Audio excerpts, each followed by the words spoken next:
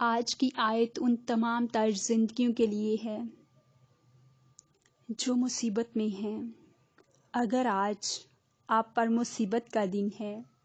ایسا ہے کہ دوپہر میں بھی تاریکی ہی تاریکی ہے، حالات جو ہیں وہ لمحہ بہ لمحہ تاریک تر ہوتے چلے جا رہے ہیں، تو یہ وعدہ انہی لوگوں کے لیے ہے جو اندھیرے بادلوں سے گھر چکے ہیں۔ خداوند پاک خدا ہم سب کو نصیحت کرتے ہیں کہ مصیبت کے دن مجھ سے فریاد کر، میں تجھے چھڑاؤں گا اور تو میری تمجید کرے گا۔ مجھ سے فریاد کر۔ خداوند پاک خدا ہم سب کو دعوت دیتے ہیں، ویلکم کرتے ہیں، خوش آمدید کہتے ہیں کہ میری حضوری میں آ جاؤ، میرے بیٹے میری بیٹی، اپنے تمام تر معاملات کو، اپنی پرابلمز کو میری حضوری میں لاؤ، مجھ سے فریاد کرو،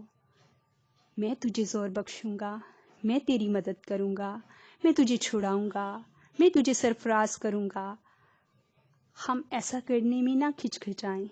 بلکہ عزیزو خداوند کی حضوری میں فوراً چلے آئیے،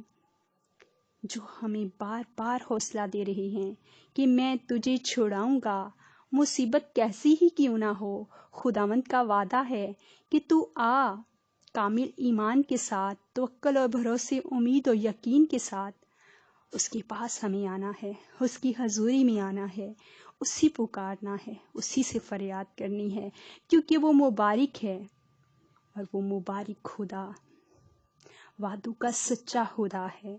اور وہ اپنے ہاتھوں سے ہمیں چھڑانے کو ہے،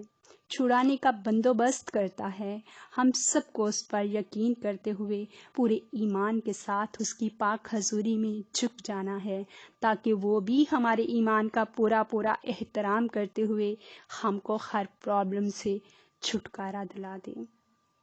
جب وہ اپنے وعدے کے مطابق ہم کو چھٹکارا دے گا